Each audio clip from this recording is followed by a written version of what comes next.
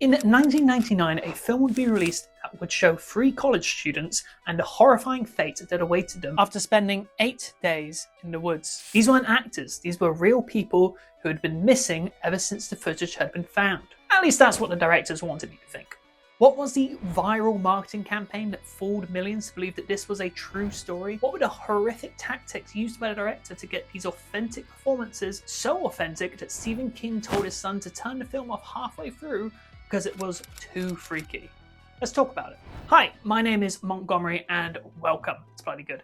Today we're stepping inside the evil and confusing world of the Blair Witch Project. The Blair Witch Project was a landmark horror film, and while not being the first of its kind, it went on to inspire imitators, copycats, and parodies all across the world. The film follows 3 student filmmakers who attempt to document the legend of the Blair Witch. But upon entering the forest, they find themselves to be at the center of their very own mystery. But to find out how this all started, we have to go back a little further.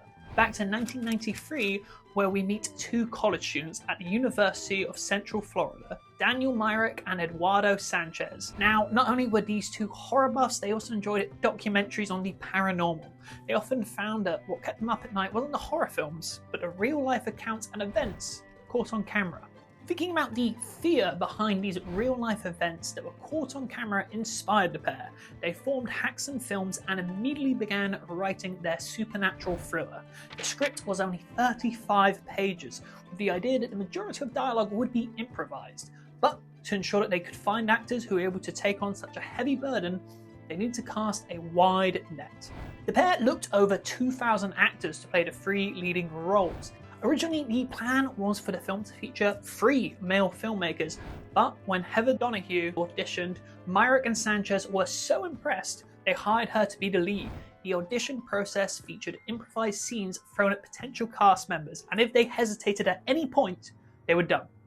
After the lengthy audition process, they cast Heather, Joshua Leonard, and Michael C. Williams. The filmmakers were able to secure a budget of $35,000, and principal photography began on October 23rd, 1997 in Maryland, and lasted 8 days. While cinematographer Neil Fredericks oversaw the production's image, it would be the actors themselves who would shoot every shot seen in the movie, bar a single interview shot. On their way to start shooting, the 3 actors were given a 35-page dossier detailing the mythology around the Blair Witch. This is where the mind games began. You see, while the actors were aware they were shooting a horror film, they were led to believe that the Blair Witch legend was real, and it was only after the film's release that the actors found out they were being manipulated before cameras even started rolling. However, this was the tamest of the mind games that were soon to come. When it came to the interviews with the local townspeople, the actors believed these were just regular townsfolk. However, unbeknownst to them, these were actors, planted by the directors to elicit the very real fear and confusion seen in the film. The actors did have an idea that this would not be a typical production. As part of the standard release form most actors signed before filming, there was a clause included allowing the filmmakers to, quote, mess with your head, and they would take full advantage of the actors signing these documents. When dropping the actors off in the woods, a plan was conceived by the production that was influenced by producer Greg Hale's memories of his military training. The actors would receive drops with milk crates containing food, film canisters, and satellite coordinates for the next location. Film canisters which would give them further information on their next location, as well as instructions for the improvised dialogue in the film. The actors were not completely isolated, however, as they were given radios to communicate with the directors in order to stop them getting lost in the woods. This did not help, as they still got lost repeatedly despite having radio communication. To sow the seeds of distrust and animosity between the cast, the production purposefully reduced the amount of food they gave them each day, ratcheting up the tension within the group.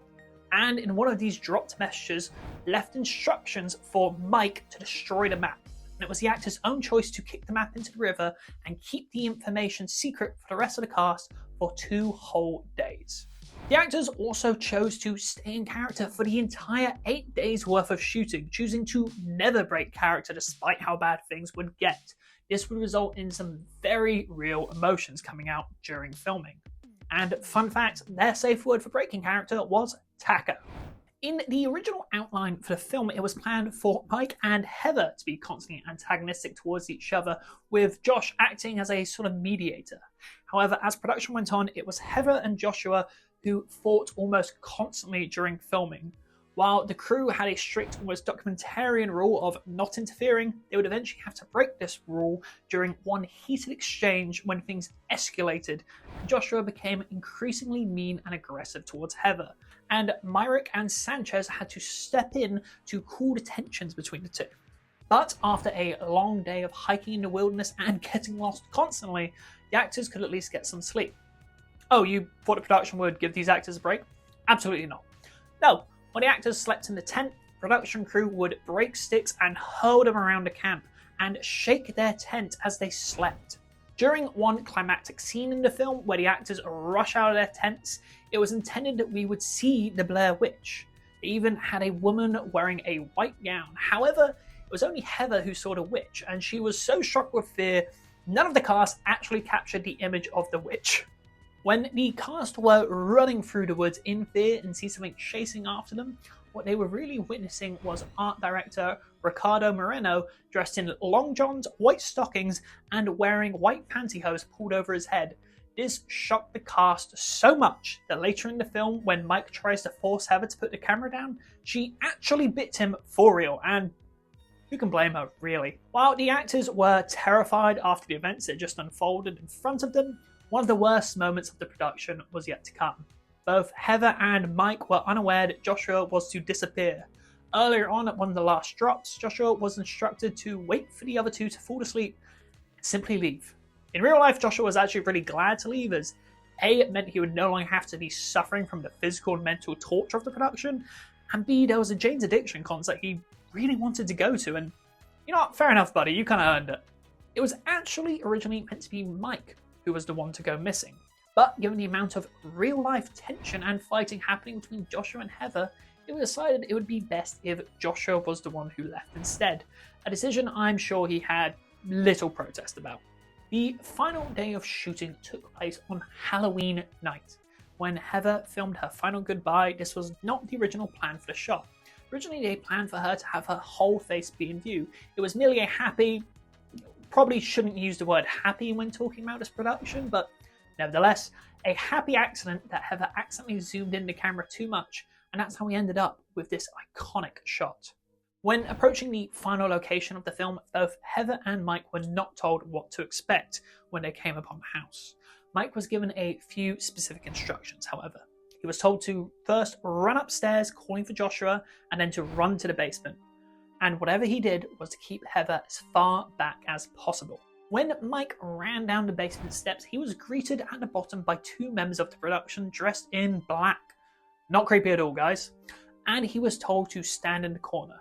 When Heather followed Mike down the steps to the basement, she was also greeted by two creepy crew members who grabbed her and laid her down on the floor, instructing her to stop screaming. Tired, half-starved, and fairly mentally broken, this was the final straw for Heather, who snapped and began hyperventilating, with the crew having to calm her down.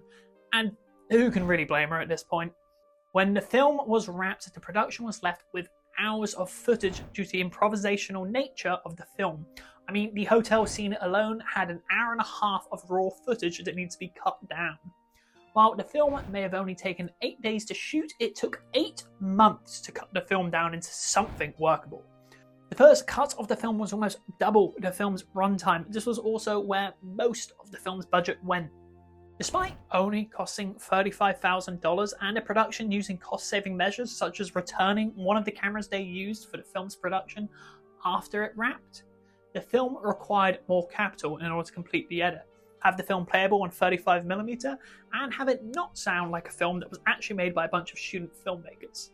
Overall, after all was said and done, the film's budget ballooned to $300,000. Before entering the main stage of the festival circuit, a guerrilla marketing campaign had already begun, sowing the seeds and capturing the imagination of the general public. Production claimed that this was real footage they found. They even made a website promoting as such, with missing persons posters, testimony from law enforcement, and more information on the legend of the Blair Witch. The website ended up having 160 million visits in 1999. The information was so convincing that the director was contacted by a real-life police officer who wanted to help in the investigation. After the film's festival run, the film was purchased by Artisan Entertainment for $1 million and was set to be released in theaters. The film went on to gross $248.6 million worldwide and was the 10th highest grossing film in the US in 1999. A separate documentary-style film called Curse of the Blair Witch was also released to help sell the reality of the film. Even before the film's release, but especially after, the town of Burkensville, Maryland was practically taken over by fans, going as far to force the police to set up curfews, as fans were stealing signs and allegedly digging up graves, which, I mean, come on guys, settle down a bit, will you? However, sadly, the 3 actors who starred in the film wouldn't go on to enjoy the fruits of their labour. Even with the amazing performances and amazing camera work that they did themselves, I might add, they claimed they weren't fairly financially compensated and were living in poverty after the film's release. They were even allegedly told not to mention this publicly. While they did receive a pay bump after the film's positive reception, this didn't go far to ease their pains, especially for Heather, who had multiple threatening encounters and struggled to find employment after the role due to use of her and other actors' real name used to promote the film. The cast were able to come to a settlement of $300,000 each after suing Artisan Entertainment, and you know what? Good for them. The Blair Witch Project, while not inventing the genre of found footage horror, undeniably went on to popularize it and bring it to the attention of the general public like never before. It has since been parodied countless times and has inspired many other works in the found footage genre. With just a side note here, my favourite parody being on Cartoon Network called The Scooby-Doo Project, which was released just 3 months after the film, and it's honestly amazing, so go watch it if you haven't. While the methods for making the film may have been controversial and a little peculiar, it is without question that the Blair Witch Project permanently changed the trajectory of horror forever. What do you think of the Blair Witch Project and how they made it? Were the directors visionaries or kind of dicks for what they did? Let me know in the comment down below. I also want to give a special shout out to our 2 amazing members, Ronan the Hero and Phantom Crow. We really appreciate your support, and if you'd like to support us, you could consider becoming a member for exclusive polls, posters, as well as input on upcoming videos.